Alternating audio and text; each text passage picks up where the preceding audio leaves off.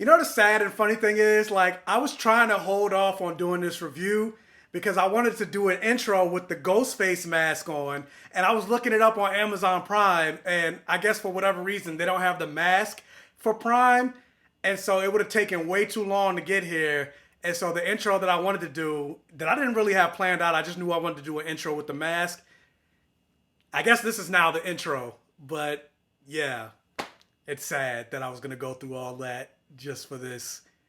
But anyway, let's start the video.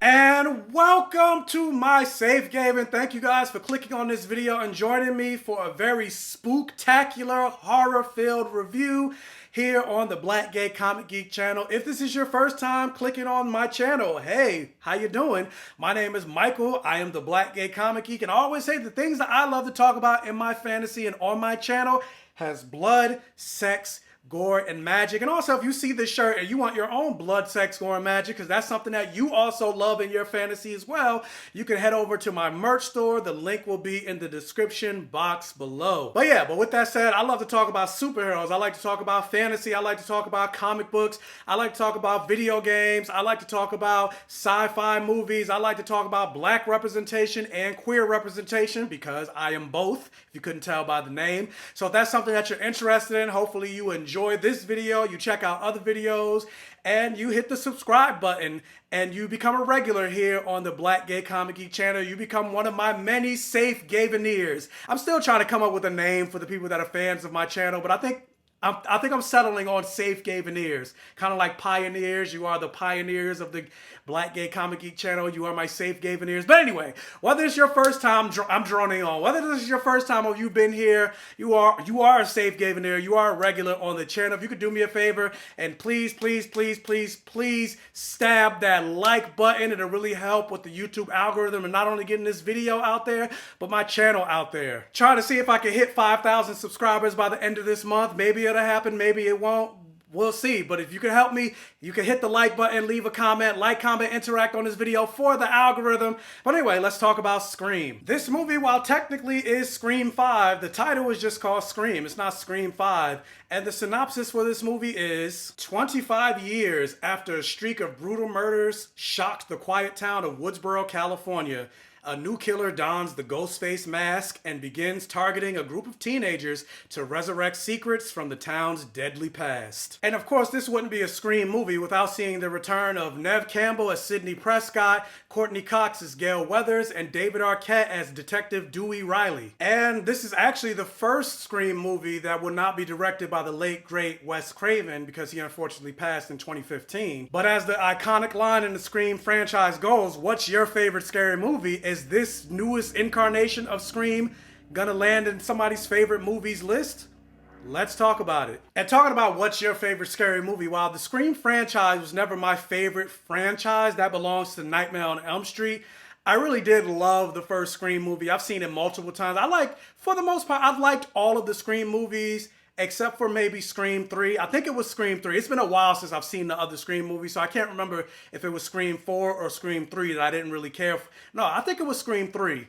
But anyway, overall, I still really enjoyed the franchise. But when it was announced that it was returning, I was just like, let these franchises die. We don't need another Scream movie. There was already 4. But nostalgia is one hell of a drug. A lot of franchises are coming back, and some of them, they come back stronger than ever before, and some of them, they fall flat on their face. So which one did Scream land on?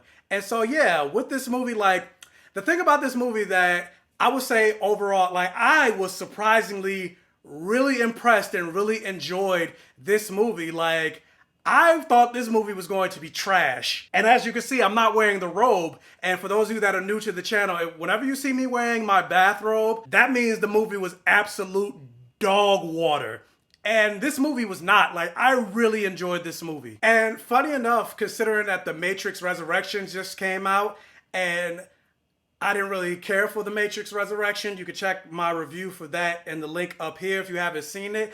But There's a lot of parallels between this movie and The Matrix Resurrection. Like, you think about the original Scream franchise and how very meta it was in its commentary and addressing a lot of horror movie tropes and trying to subvert those horror movie tropes, and that's what made the first Scream movie so great. They go back to that in this movie. Like, there's a lot of back to basics with regards to this movie, and there's a lot of meta commentary about what's going on today, the state of Hollywood, sequels, prequels, requels, rebooting franchises that don't need to be rebooted, rules of horror movies, and all of that stuff that you know and love from the first Scream movie they bring to this movie. But the thing where I feel like this movie exceeds where The Matrix failed in a lot of its meta commentary is not only did you have the meta commentary, but I feel like Scream did not also take itself as seriously as, say, The Matrix. And not only just that, but like, this is a Scream movie. This is a horror movie. The big allure to Scream is like, who is the killer? Who is the one that's behind the mask? Is it one killer? Is it two killer? Who are the killer? Like, you obviously know the ultimate journey or the ultimate destination of where this movie is gonna go. But I feel like this movie was very unpredictable in its predictability. And what I mean by that is, while there were a lot of like horror movie tropes within this movie, I feel like this movie did a very good job of like playing with audiences' expectations and emotions, where like you think something is gonna happen and the writers and directors know you think something is gonna happen, but yet they keep playing with you and making you go, oh, is it gonna, nope, it's not gonna happen, no, it's gonna happen. And you're just like, oh, like it causes a level of tension where you're just like, oh, like, and I love that. Like, I love that the fact that the writers and directors are playing with the audience like the way they did in this movie. And I hate comparing this to The Matrix, but I feel like these movies are really parallel to each other and how they tried to frame rebooting this franchise and how they went about doing it. But one of my biggest complaints about The Matrix is all these new characters that they introduced, and you don't really learn anything about the new characters. However, in Scream, there are a lot of new characters that they introduce in this movie, and I feel like by the end of the movie, you really got to know and understand pretty much all of the new characters that were introduced in the movie. And that's in addition to seeing the characters of Sidney, Gale, and Dewey that we know and love and really are invested in with the Scream franchise. And then also, like, this movie did not forget that it is a slasher.